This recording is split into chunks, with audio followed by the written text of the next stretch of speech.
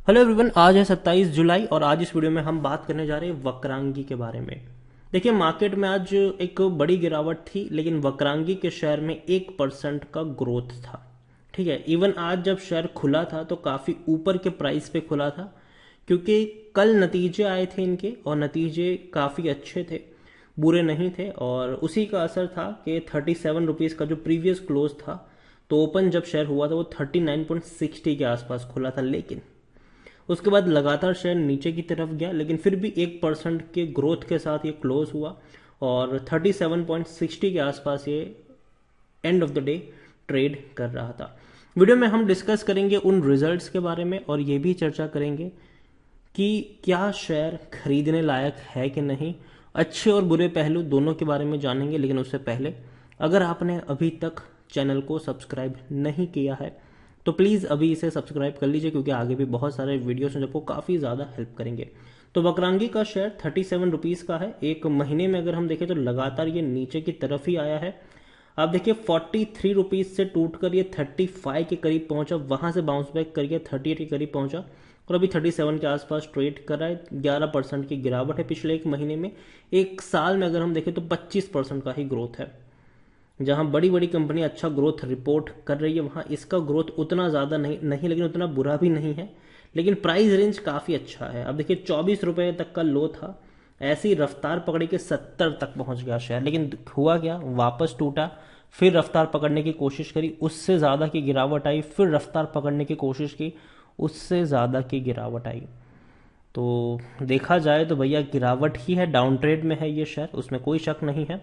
लेकिन एक वक्त ऐसा भी था जब ये शेयर काफ़ी अच्छे प्राइस पे ट्रेड कर रहा था। 3 साल में 20% की गिरावट है, लेकिन चार्ट अगर आप देखें तो आप देखिए नीचे के लेवल पर बाइंग के मौके हैं, तेज़ी वहाँ से आती है, फिर टूटता है ये शेयर, फिर तेज़ी है, फिर टूटता है ये शेयर, फिर तेज़ी यहाँ पर देखने को मिली, फिर टूटता है ये शेयर। देखिए 24 से 27 का एक स्ट्रॉन्ग सपोर्ट है। मैं ये नहीं कहूँगा कि वहाँ तक जाएगा ये शेयर, लेकिन एक चीज़ तो है यहाँ पर कि शेयर जितनी गिरावट लेकर आएगा उससे ही बड़ी रफ्तार से दोबारा दौड़ने के लिए भी तैयार होगा ये। 10 साल में अगर हम देखें तो आप देख सकते हैं कि 2018 में ये शेयर 505 रुपए के आसपास ट्रेड करा था। जब तेजी आई थी तो भैया एक तरफा रैली बनी थी, एक तरफा रैली।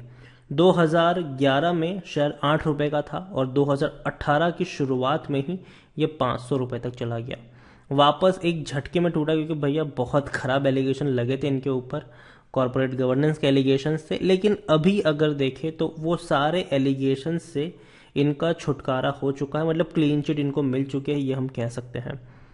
स्मॉल कैप शेयर है, 4100 करोड़ के आसपास का इसका मार्केट कैप है। एनएससी में अगर हम देखें तो 35 लाख का ही वॉल्यूम ट्रेड है। बड़ी क्वांटिटी में शेयर अभी ट्रेड नहीं हो रहे हैं। जून क्वार्टर के लेटेस्ट डेटा के अकॉर्डिंग प्रमोटर के पास 42.60% की होल्डिंग है। एफआईएल्स और म्यूचुअल फंड ने हल्की सी खरीदारी करी है, 9.71% की होल्डिंग एफआईएल्स, 0.04% की होल्डिंग म्यूचुअल फंड और 6.32% की होल्डिंग इंश्योरेंस कंपनी के पास है। एलआईसी के पास 6.22% की होल्डिंग है। देखिए प्रमोटर का एक भी शेयर गिरवी नहीं है। डिविडेंड इन्होंने आखिरी बार 2019 में पे किया था, 2021 में डिविडेंड पे नहीं किया है। वक्रांगी के बारे में अगर हम देखें तो वक्रांगी की टेक्निकल रेटिंग अच्छी नहीं है, गिरावट के संकेत है, क्योंकि लगातार अगर हम देखें तो शेयर टूट ही रहा है, लगातार ये टूट रहा है। आप यहाँ पर देख सकते लगातार टूट रहा है, तो ये भैया कोई पॉजिटिव चीज़ तो है नहीं। लगातार इतनी बड़ी गिरावट है यहाँ पर इस साल की शुरुआत से, तो ये एक नेगेटिव पॉइंट यहाँ पर है और इसीलिए थोड़ी और गिरावट भी गहरा सकती है। लेकिन नीचे के लेवल पर बाइंग के मौके भी होंगे। According to Moneycontrol user 7% लोग खरीदने की सलाह दे रहे हो, 93% लोग बेचने की बात कर रहे हैं। 93% लोग बेचने की यहाँ पर बात कर रहे हैं। एक और चीज़ अगर हम देखें तो कंपनी के रेवेन्यू 2018 में जब 500 का शेयर था, उसके बाद अगर देखें तो 1500 करोड़ का रेवेन्यू था, फिर 685 करोड़ का रेवेन्यू था और अब 315 करोड़ का रेवेन्यू। तो लगातार इनके रेवेन्यू में गिरावट है और ये सबसे बड़ा नेगेटिव पॉइंट है। लेकिन दूसरी तरफ अगर हम प्रॉफिट देखें तो 680 करोड़ का प्रॉफिट 25 करोड़ पर आ गया, फिर 71 करोड़, फिर 60 करोड़ के आसपास है। तो एटलीस्ट कह सकते हैं कि अच्छा भी नहीं है, 2021 का प्रॉफिट बुरा भी नहीं है। रीज़न ये है कि कोरोना काल था, ये हमें भूलना नहीं चाहिए कि 2021 का जो क्वार्टर था, मतलब जो साल था, फाइनेंशियल ईयर 2021 जो था, वो कोरोना काल का था। और वहाँ पर भैया ज़्यादातर वक्त हमने लॉकडाउन में बिताया है, और यही वजह है कि थोड़ा सा इम्पैक्ट आपको देखने को मिल रहा है। लेकिन अभी अनलॉक का फेज़ है, रिजल्ट जो आए हैं, जो मैं मानता हूँ कि अच्छे हैं, बुरे नहीं हैं। यहाँ पर अगर हम देखें तो नेट सेल जो हुई है वो 155 करोड़ के आसपास की है, जो देखा जाए तो 127% का जंप है, क्योंकि पिछले साल 68 करोड़ की नेट सेलिंग थी। तो उसके कंपैरिजन में काफ़ी बढ़िया जंप आया है। प्रॉफिट अगर देखें तो 23.33 करोड़ का हुआ है जून 2021 के क्वार्टर में, जो 96% अप है पिछले साल जून से कंपेयर करेंगे, जून के क्वार्टर से, क्योंकि पिछले साल तकरीबन 12 करोड़ के आसपास का इनका नेट सेलिंग था। तो बहुत अच्छी बात है। कंपनी की अगर हम देखने की कोशिश करें तो कंपनी का ईबिटा मार्जिन भी अच्छे से इम्प्रूव हुआ है। कंपनी का अगर हम देखें तो पिछले क्वार्टर से भी अगर हम कंपेयर करें तो भी अच्छे हैं, क्योंकि पिछले क्वार्टर में 20 करोड़ के आसपास का इनको प्रॉफिट हुआ था और 101 करोड़ की सेलिंग थी, जबकि इस बार 150 करोड़ की सेलिंग है और 23 करोड़ का प्रॉफिट है। तो पिछले साल पिछले क्वार्टर दोनों के मुकाबले अच्छी खासी रफ्तार पकड़ी है। वक्रांगी के बारे में अगर हम देखने की कोशिश करें तो over a fast few year Vakrangee has काफ़ी बड़े ट्रांसफॉर्मेशन से ये शेयर गुजरा है। और यहाँ पर अगर हम देखने की कोशिश करें तो Vakrangee has successfully launch 11,900 plus next generation केंद्र, is on track to deliver 25,000 operational केंद्र बिफोर मार्च 2022। तो भैया उनका टारगेट है कि भैया अगले साल मार्च 2022 तक 25,000 वक्रांगी केंद्र खुल जाए।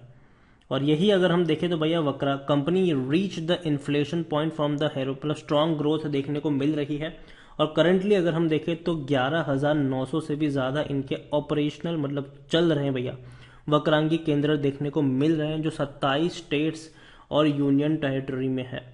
520 जितने ज़्यादा डिस्ट्रिक्ट्स में है ये केंद्र, और 4,620 पोस्टल कोड्स में देखने को मिल रहे हैं। मतलब गांव गांव तक इनकी पकड़ है, जो अगर देखा जाए तो एक बहुत ही अच्छी संकेत है कंपनी के लिए।